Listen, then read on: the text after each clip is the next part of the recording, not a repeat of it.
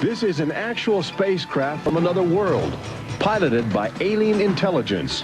One sighting from tens of thousands made over the last 50 years on virtually every continent on the globe. Intelligent life from distant galaxies is now attempting to make open contact with the human race. And tonight, we'll show you the evidence.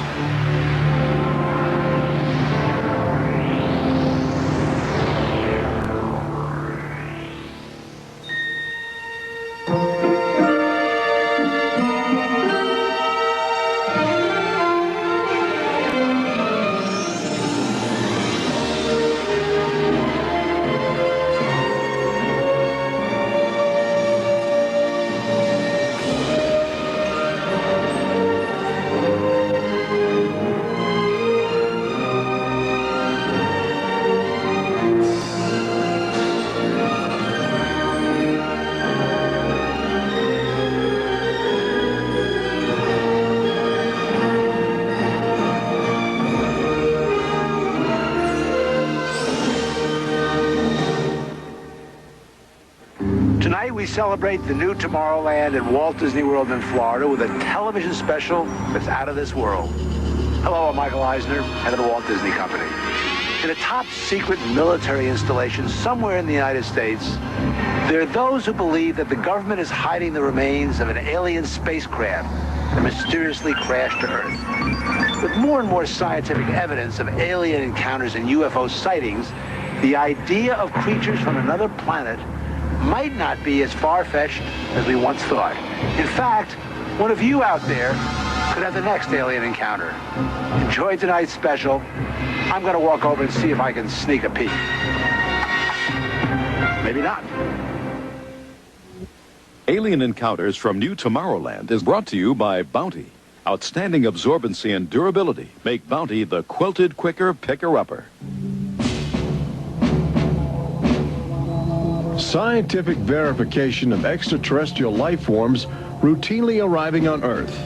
Top secret reports from ongoing military investigations. Compelling home videos of alien craft captured within the last few months. World figures who have gone public with their own extraterrestrial experiences. The shocking history of government misinformation programs designed to prevent widespread panic. And personal accounts of those who have been abducted and studied against their will. It's happened to me, it's happened to my sister, and I believe my mother. My son looks me straight in the eyes, and he says, "They took blood out of you, Mama."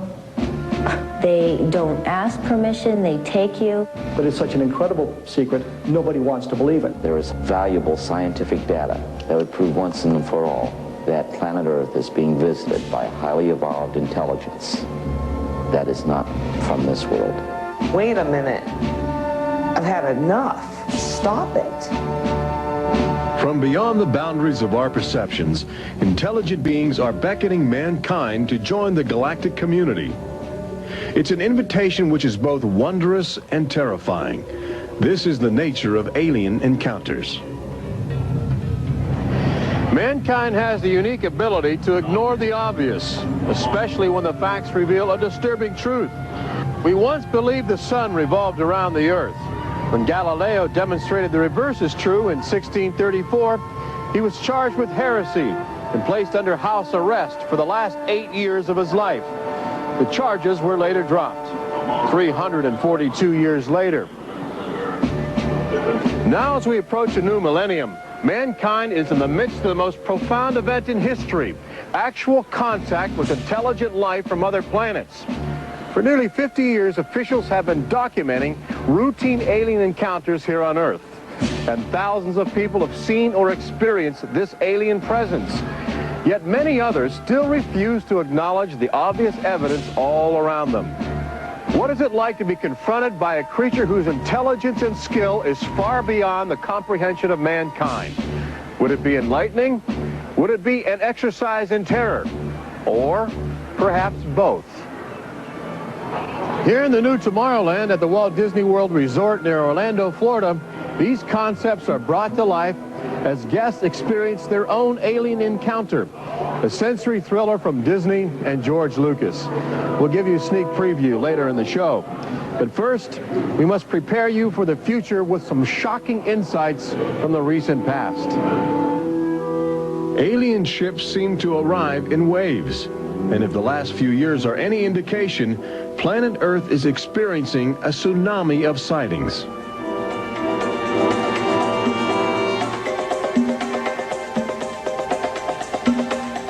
Mexico City, 1992. If you were arriving from outer space, this would be your first stop. It's the world's largest metropolitan area, easy to spot from a distance.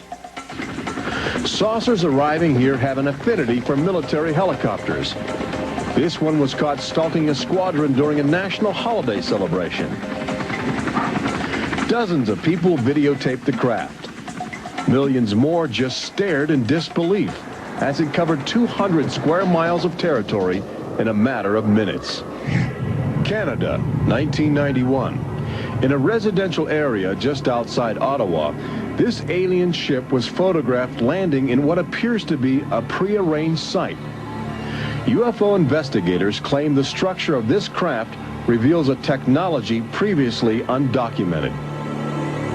This sighting is known as the Guardian case, named after the pseudonym of the photographer who wishes to keep his identity secret to avoid harassment from local authorities uncomfortable with the notion of alien intruders. For the last few months of 1994 and lately in 1995, Gulf Breeze, Florida has been ground zero for alien encounters. Especially during the day, extraterrestrial craft have become common ornaments in the uneasy skies. Over those dunes right there. There she is right there. Oh my God. Residents of Gulf Breeze routinely aim their home video cameras at the horizon. More often than not, they capture an astounding alien display. Look, there it is. Right up there. So it looks like an egg on top and an egg on bottom. You would think these alien sightings would be front page news. So why have they received almost no national attention? The answer is simple. For governments determined to maintain their authority, extraterrestrial contact is pure dynamite. They're beings from another planet. We don't know where they come from. We don't know what they're doing here. There's nothing we can do about it. Meet Captain Kevin Randall, retired Air Force intelligence officer, now a top investigator of alien encounters.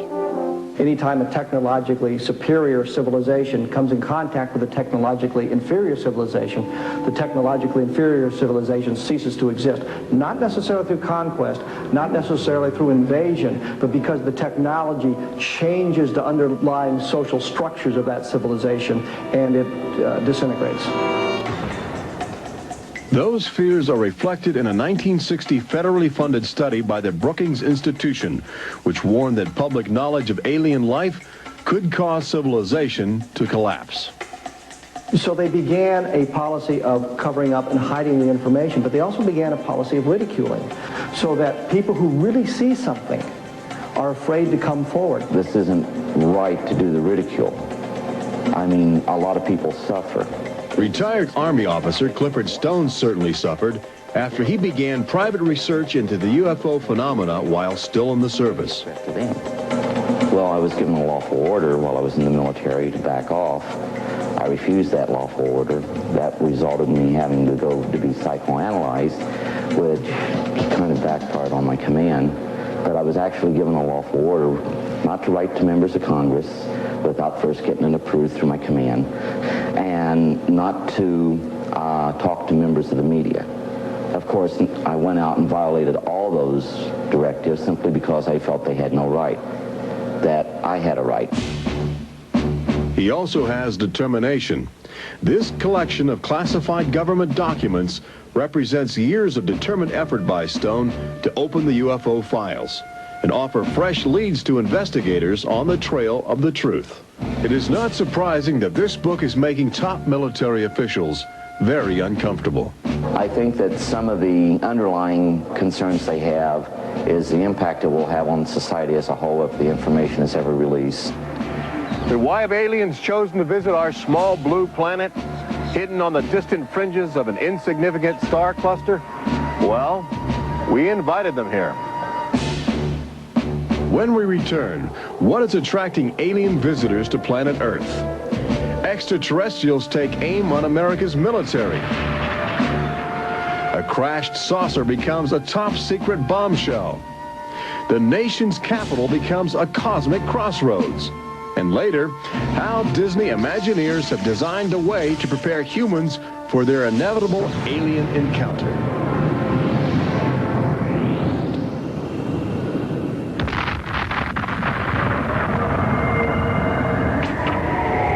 And I looked, and behold, a whirlwind came out of the north, and a fire enfolding itself, and a brightness was about it.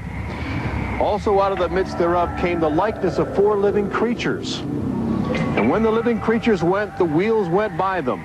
And when the living creatures were lifted up from the earth, the wheels were lifted up. For the spirit of the living creature was in the wheels. Ezekiel chapter 1.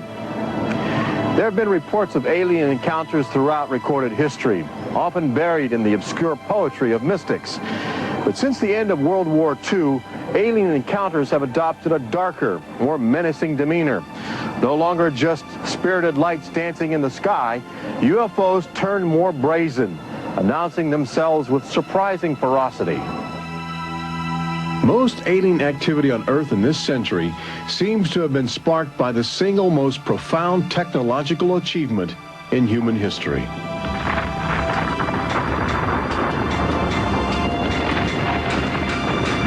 The atomic bomb did more than blow away every conventional notion of combat.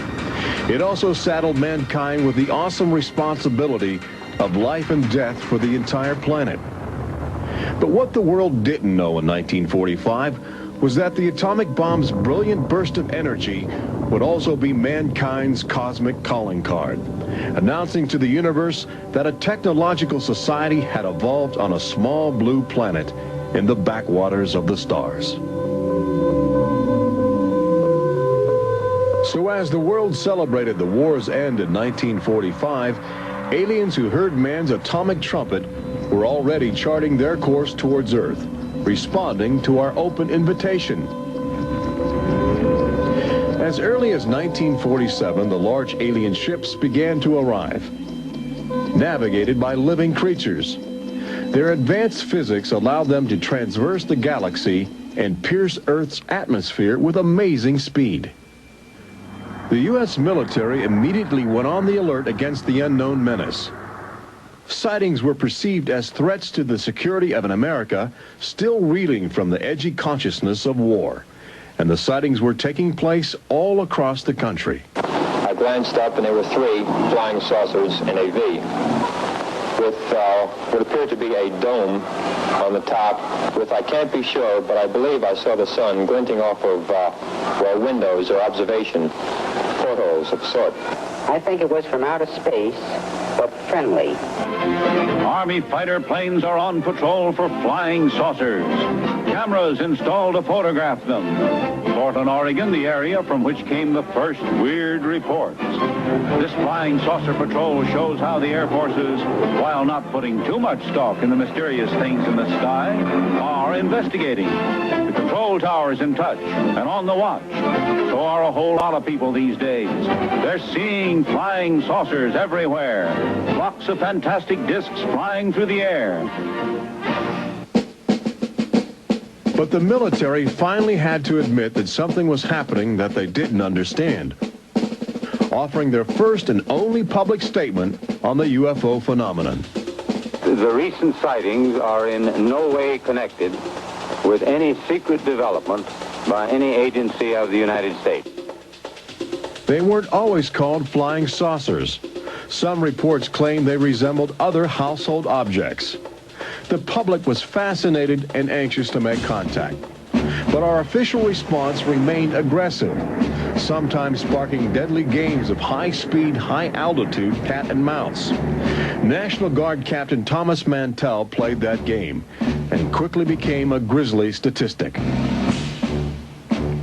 His last words, as Mantell soared at an altitude of 20,000 feet, are a chilling commentary on the power of the alien ships. I'm closing in to take a look. It looks metallic and of tremendous size. It's going up now as fast as I am. That's 360 miles per hour. I'm going after it. Moments later, Captain Mantell's mission had ended. Occasionally, the tables were turned. More than one alien craft crashed and was recovered for secret U.S. military research. The most famous case took place in July of 1947, just outside the community of Roswell, New Mexico. Famous because local officials openly admitted they had retrieved an alien ship before their commanders instructed them to keep the story confidential. What you can't explain, they reasoned, you must deny. July of 1947, the Army Air Forces at Roswell announced we had captured a flying saucer.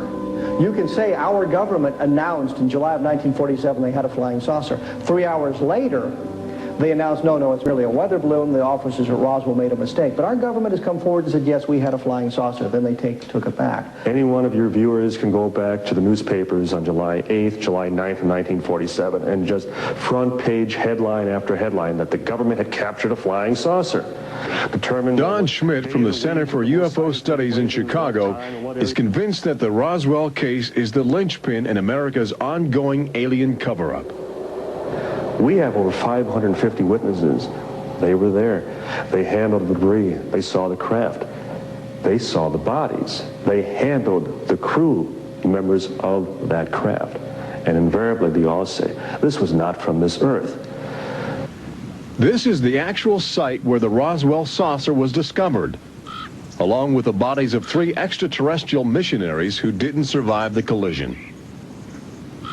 The debris and the dead were impounded and taken away for top-secret study, while a classified investigative committee called the Majestic 12 was organized by President Truman. And a government cover-up was initiated with a calculated disinformation campaign. The military, I know for a fact, has established what's called disinformation programs, officially sanctioned deception programs. This is covered by a regulation at Department of Defense level that's secret. This is the case with the unidentified flying objects. I cannot say that the Roswell incident was a cover-up, but I can certainly say that the government back then and today acted like it was a cover-up and has been subject to being accused of a cover-up. The flying saucer debris at Roswell was attributed to a downed weather balloon. There was no explanation for the alien body parts among the wreckage. Before long, other sightings were dismissed as optical illusions caused by electrified swamp gas, with elaborate demonstrations staged for newsreel cameras to back up the claim. But while the Pentagon refused to publicly admit aliens had arrived on Earth, their top-secret internal memos told a different story, even detailing the various ships and the creatures they had autopsied. Meanwhile, the American people fell in love with flying saucers, sensing something playful in their alien design. Before long, even the military seemed to fall under the trance of the UFOs. Government inventors began to mimic what they were seeing in the sky, in a strategy to stumble upon the secrets of advanced alien technology. These rare films chronicle those primitive efforts. At a symposium conducted by Princeton University, weird and wonderful flying machines developed for the Army go through their paces. The flying scooter, for instance, with only a 7-horsepower motor. Or this flying what have you. Just count your fingers after starting the fans.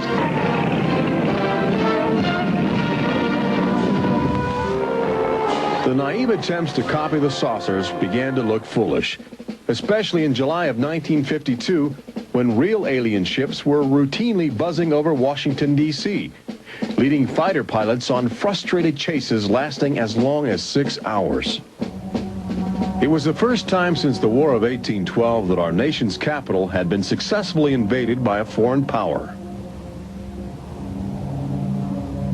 By the early 1960s, UFOs were having a chilling effect on our defense operations. Their tremendous speed often caused them to be misidentified as incoming intercontinental ballistic missiles, putting American air bases on red alert. There needed to be some way for the U.S. and the Soviets to distinguish between nuclear attack and alien visitors. The weapon is installed in the Pentagon, but it's a weapon of peace. This is the teletype that will operate at the U.S. end of an open line to Moscow. This link, it is hoped, will help avoid misunderstandings that could possibly trigger a catastrophe. Now, a president could be in touch with the Russian premier in a matter of seconds. The hotline between Moscow and Washington was set up so they could go ahead and make last-minute pleas that we're not attacking you and you're not attacking us. The purpose for this was to ensure that a nuclear war would not be touched off by a UFO appearing on the scopes and being mistaken for enemy aircraft. The hotline eased some international tensions, but it didn't halt the interaction between the military and aliens, which continues to this day. November of 1975, essentially every SAC base in the United States was visited by UFOs. We have reason to believe that the UFOs went ahead and had some effect on changing the codes within the missiles, within the launch control facility, to change where the missiles would hit. 1976, September, Iran. Two F-4s tried to intercept a UFO and shoot upon the UFO. The weapon systems of the planes go dead. The communication systems go dead. These are just two examples of cases which sound like they came out of science fiction, but in reality, they're from government documentation. Documents released by the State Department. Three main engines up and burning. September 1991. Space Shuttle Mission 48. Commander Clayton and his crew point their cameras at the planet's horizon for a live broadcast to Earth. Many viewers noticed an alien ship playfully cavorting around the shuttle at tremendous speeds. NASA still refuses to acknowledge the incident. But since that time, the space agency no longer allows public access to live unscrambled television signals from shuttle missions. Currently in 1995, the Federal Emergency Management Agency trains personnel with a manual that suggests techniques in communicating with extraterrestrials encountered in the line of duty. This document is in marked contrast to a federal law passed by Congress in 1969, which makes it illegal for any American to have contact with an extraterrestrial, punishable by a $5,000 fine and a year in jail. Ironically, both documents were composed by a government which refuses to publicly admit that there is intelligent life on other planets. Indications are that government, military, and scientific leaders will soon release nearly a half-century of official documentation of ongoing alien encounters on Earth. Perhaps they feel it would be too embarrassing not to reveal the truth before the truth reveals itself. But these FBI files acquired through the Freedom of Information Act outline nearly 50 years of UFO reports investigated by federal agents all across America. Overwhelming evidence that something sinister is at work. But look carefully. The torn pages, the ragged copies, the large areas blacked out in an effort to keep secrets locked away. If we are keeping information, which I am certain we are, from the American public on unidentified flying objects, then we're wrong. Government has an obligation to the people to tell the truth. No matter what that truth might be, the people have a right to know that planet Earth is being visited by a highly evolved intelligence that is not from this world.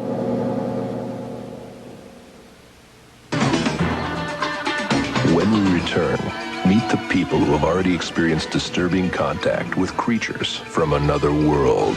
They don't ask permission, they take you. See how government is monitoring mutant life forms which have already staked their claim on planet Earth. And join Robert Urich on the fringes of the future in Walt Disney World's Magic Kingdom as Disney Imagineers prepare the public for their inevitable alien encounter. Encounters from New Tomorrowland.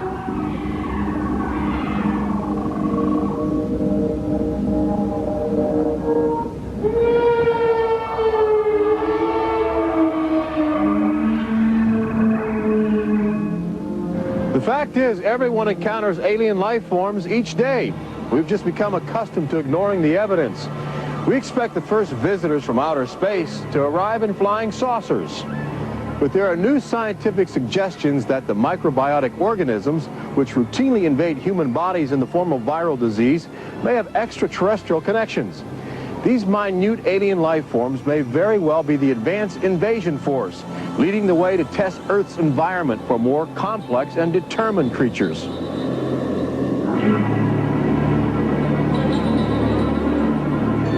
The idea is not new. Arrhenius, a Swedish chemist who died in 1927, first proposed the theory of transfermia, the notion that life is universally dispersed, possibly carried by cosmic winds across the vast expanse of the galaxy in the form of viral spores. Uncovering this mutating alien life is an ongoing government project carried out by scientific teams at NASA. They begin by collecting meteors which have landed on the barren landscape of Antarctica. Here, low temperatures preserve the alien life clinging to 4 billion-year-old cosmic debris. In a specially sealed clean room at the Johnson Space Center, these crude interstellar spaceships are carefully dissected to extract the biotic matter inside. Amino acids, a kaleidoscope of organic compounds, and the chemical catalysts of life are analyzed with sophisticated gas chromatographs and mass spectrometers. Life is plentiful in the universe and eerily tenacious. Lately, scientists have found extraordinary numbers of unknown organisms which have gained a biological foothold where we once thought survival would be impossible. They grow in deadly ammonia gas. They are resistant to ultraviolet radiation. They thrive inside the radioactive cooling systems of nuclear power plants. And they can even survive the vacuum of space, reanimating themselves when air and water become available. Riding inside the stone cocoon of a meteor, life can travel virtually anywhere, and a good deal of it lands on planet Earth. But just as we explore the genetic package of alien life, visitors from space are routinely examining human specimens, abducting men, women, and children in order to conduct disturbing biological experiments. Very, very few people who've had the experience are willing to talk about it publicly. There is such a kind of ridicule factor. Bud Hopkins, researcher and author of the best-selling book Intruders, is America's leading investigator into the alien abduction phenomenon, and largely responsible for bringing the astonishing situation to the nation's attention. The most important thing about this, I think, in studying it, is to realize that there are very distinct patterns. This is not just a box full of crazy experiences which are mutually contradictory. The patterns start this way. People are abducted first in childhood. When I go back into my memory, I don't know a day without them. And they are then re-abducted over many, many, many years. When I saw this light on the freeway, my first reaction was, oh my God, not again. I grabbed the side of my bed like, no, you're not gonna get away with this. You're not gonna get away with it this time. Then I feel lifted off of the bed, and the next thing that I remember is being on a table or a bench and these beings surrounding me. Samples are taken from the skin, and there are very distinct scars that result from these biopsies, whatever we want to call them. I have a scar on my hand. It seems to be a triangle shape that's a half an inch by half an inch if you were to measure it. They were just red and blistery and kind of in a large equilateral triangle on each foot. The basic, most common mark is what we call a scoop mark. It's a circular depression, as if the aliens have used a little tool and removed a layer of cells. On my upper left inner thigh, I have 2 marks. There's a series of 2. They're about 1/8 of an inch deep and about 1/4 inch in diameter that people call scoop marks, for lack of a better term. Often an object is inserted in the nostril or behind the eyeball or in the ear, which we believe to be implants. On my shin, between my ankle and my knee, were 2 puncture marks. In fact, I hesitate to call them that because they were larger and deeper. They were like 2 holes drilled vertically along my shin into my leg, and that frightened me deeply because I have no idea how those got there. I could only speculate as to why they were doing that, although I do know that, bone marrow contains genetic material, blood. They're interested in who you are genetically. They seem to be desperate for our genetic material, our DNA, our particular genetic makeup, as if they have reached some point of, let's say, some point of no return in their evolutionary development, and they need to revivify themselves through something they can get from us, a more primitive and perhaps more robust species. People generally describe one particular type of figure as the basic alien type, which is a small figure, 3.5 to 4.5 feet tall, huge head, huge black eyes, hairless, grayish-white skin, just a tiny slit for a mouth that doesn't move, and so forth. I'd say that accounts for about 85% of the descriptions. There's some that are very, they talk about the reptilian being like sexually aggressive, and then there's some that look like praying mantis that are very mean and very violent. It is a violation of your body. It's a violation of your space. They don't ask permission. They take you. On this earth, when you are raped, when you are mugged, even if you don't see that person that is doing you bodily harm, you have somewhere to go. You can go to the police and at least give a report whether they do something or not. You have somewhere to go. But in this case, you have no one to talk to. You have no one to say, this has happened to me, I've been so violated. You don't even know. And you're not ready for this. My love life went to hell.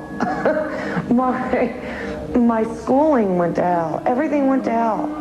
And it's terrifying, it's not fun, it ruins your life because you have nowhere to go. Twinkle, twinkle, little star, how I wonder what you are. Up above the world so high like a diamond in the sky. Makes me want to cry.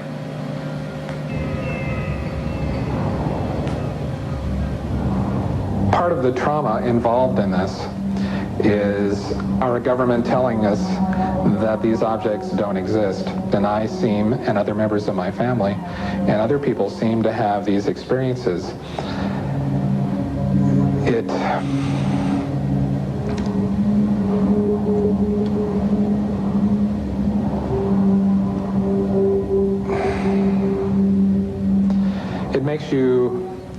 makes you doubt your sanity. The range of people who have had abductions around the world, because it is a global phenomenon, is just, it's a total range. I've worked with people who are of Oriental backgrounds, African-American background, Hispanics. I've worked with one NASA scientist, a research scientist, who is an abductee, a police lieutenant from the South, doctors, lawyers. I mean, I've had, incidentally, 7 psychiatrists come to me because of their own personal abduction experiences. The phenomenon affects people from all walks of life. And it has a dramatic effect on families. Debbie and Terry know firsthand. Both are ongoing abductees with deep concerns about the chilling connections between aliens and their children. I thought this was mental illness. Then my son started speaking about little airmen coming into his room and taking us up, and there was even one point where he said, "They took blood out of you, Mama." He wanted guarding all the time. He wouldn't go to bed at night unless I slept with him. He was angry. And the other thing is he started setting traps. One night my husband came home from work and there's these little colored stones all over the garage. And Dale, my husband, said, "What is this for?" And he says, "Well, this is when the airmen come, they slip and fall on their butts." The interesting thing about children is a sort of innocence about their perceptions. I will present these cards of different heads, and there's Santa Claus, Batman, policeman, a clown, Ninja Turtle, an alien. what we do is to see how the child responds when we get to the alien face. And it can be extremely moving, because I've seen children just collapse when they see the drawing of the alien, crying, hugging their fathers or their mothers in terror. Well, she was 4 years old, and she was past bedwetting and all of that behavior. She was beyond that, and she'd never wet her bed. And when we moved to Banning, she started having nightmares every night and wetting her bed. And a couple of weeks ago, she had a bunch of scratches on her face, and she didn't have them when she went to bed. I said, what happened? And it was funny. The only thing I could get out of her was that she asked me, do aliens hurt you? And I went, what? And a woman told me, for instance, that her little girl, when she was first able to talk, would tell her about these nightmares of what she called the bugs coming in the room. And they were big bugs with big eyes. And again, there were some physical marks, all the surrounding evidence suggesting abductions. At one point, the mother, a few years later, was getting out of the car with her daughter at a shopping mall, and the Goodyear blimp was coming over. And the little child said, Mommy, look, don't you remember when you and I were up in that thing with the bugs? The last time I had a session, in that session I actually saw Lexi being escorted by two small grays. And it was very upsetting to me. I could not handle the fact that my daughter was being subjected to something that I had no control over. And when I think you have no control over something, that you're so helpless, it's like your child's drowning or something, and you can't save them. I feel like I'm going to go crazy because there isn't anything I could do for my son. I know. One of the most interesting things, too, from a child's point of view, has to do with the fact that communication is telepathic. One little boy drew on some drawings he'd made for me of the aliens. He put on the side of the head, each alien head, a gigantic ear, just one. And his mother said, what's that? And he said, well, Mommy, I know they don't have ears, but I put that there because, you know, they can hear everything you're thinking. When we return, Robert Urich takes you to the new Tomorrowland in Walt Disney World's Magic Kingdom, where Disney Imagineers are creating extra terror, estrial excitement, preparing the public for cosmic contact with a virtual alien encounter.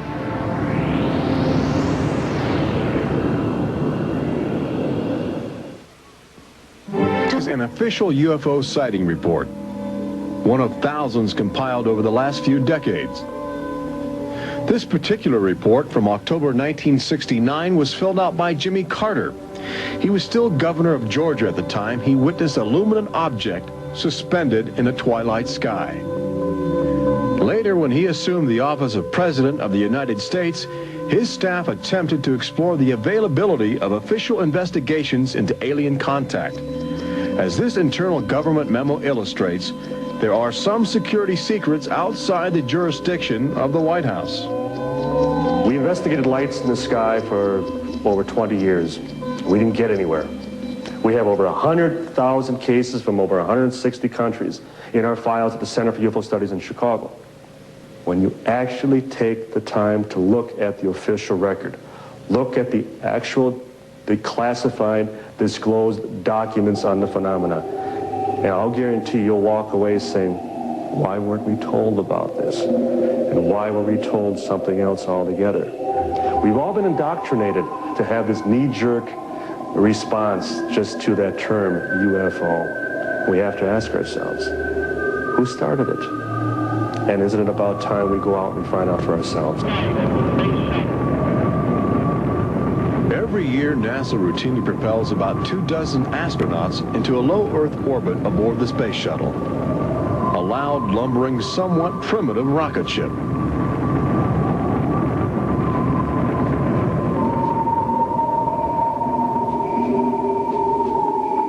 But most Americans will likely explore outer space aboard crafts of alien origin. Statistics indicate a greater probability that you will experience extraterrestrial contact in the next 5 years than the chances that you will win a state lottery. But how do you prepare for such an extraordinary event?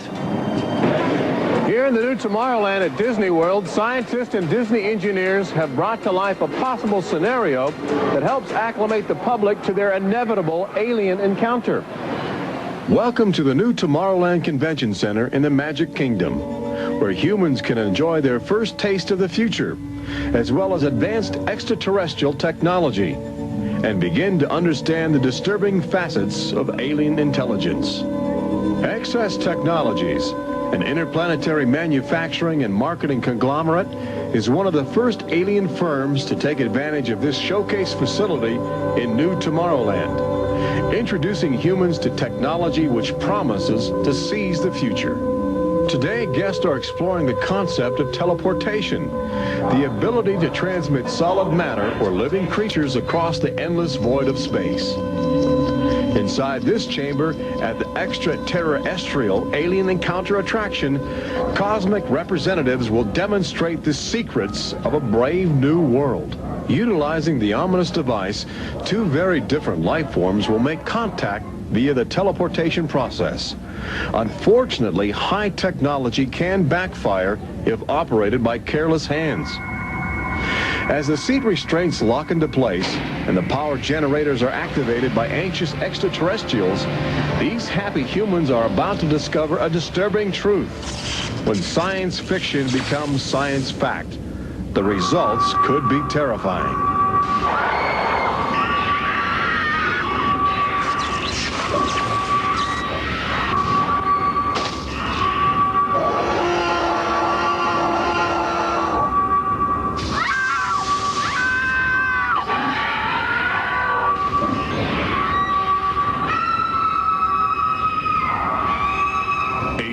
Encounter opens at Walt Disney World summer 1995.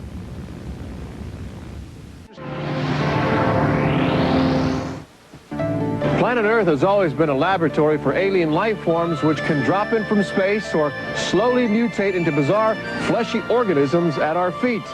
Understanding the nature of these strange creatures from above and below is the greatest challenge of our age. We now know that our future, indeed the future of Earth itself, rests in the balance of the solid and the ethereal, of common sense and the irrational, in our relationship with alien life as grotesque as a fungus or as glorious as the heavens.